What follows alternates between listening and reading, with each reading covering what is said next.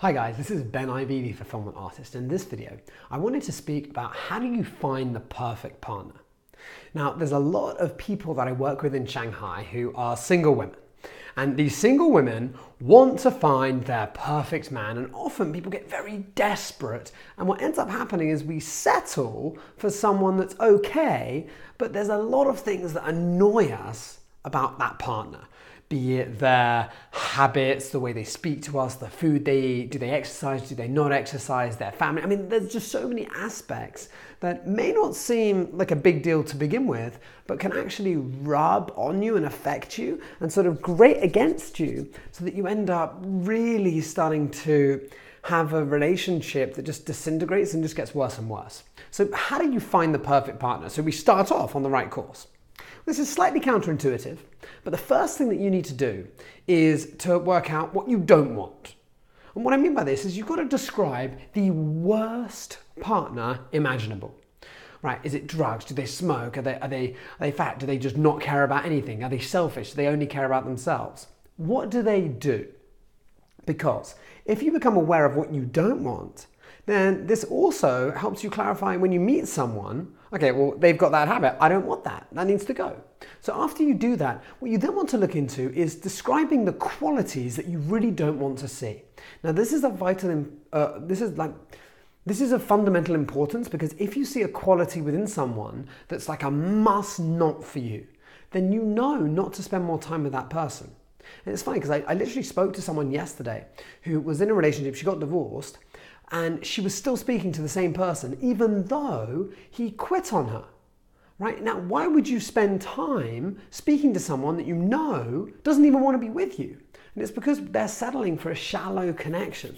And I don't want you to do that. So I want you to really clarify what you don't want in a relationship.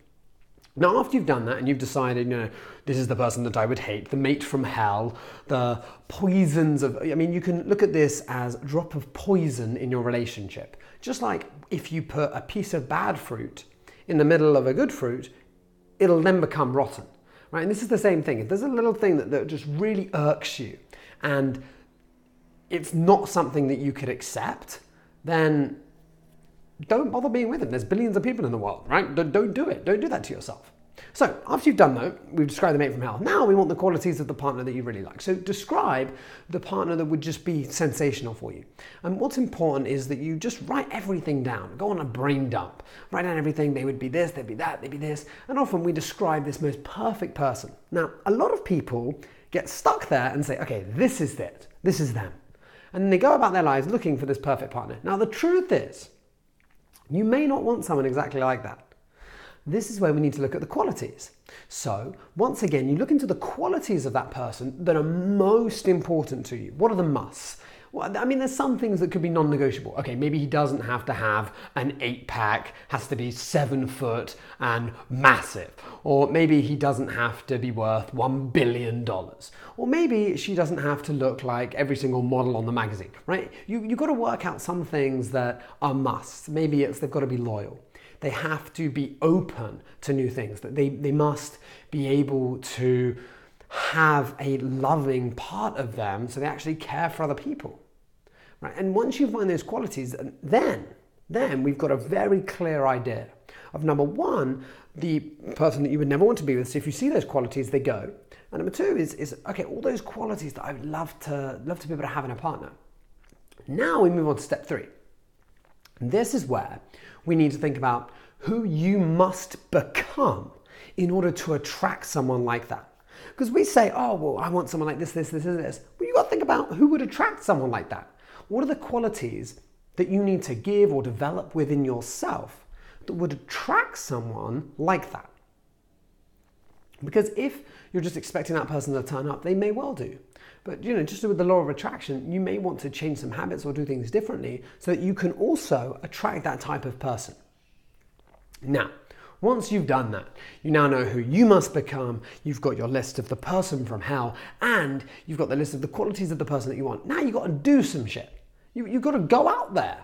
And what's most important is to think about, okay, looking at a person like that with those qualities, where would they hang out?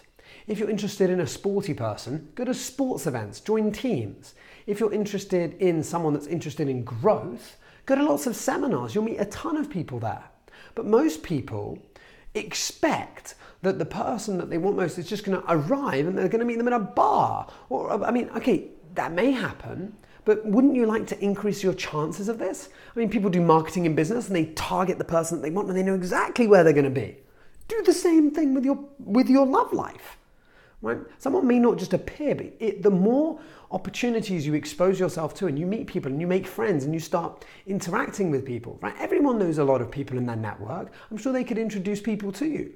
But what's most important is to actually do something as opposed to just sitting down and waiting. I know so many people that just mope around, aren't social at all, and expect a guy to arrive. And you can talk online to as many people as you want. But the truth is that the only way you're going to actually create a connection with someone is taking it offline and building a relationship, unless you want a virtual relationship. And that's fine too. Just accept a virtual relationship and just keep it at that. But don't complain, right? Now, obviously there's some parts of this video where I'm doing, right? I obviously want you to have a deep relationship with someone. So, action points from here is basically to go out and to find the places or the locations or the people that would most likely match the qualities of the person that you most desire. So with that said, I hope you enjoyed the video and I look forward to speaking to you very soon.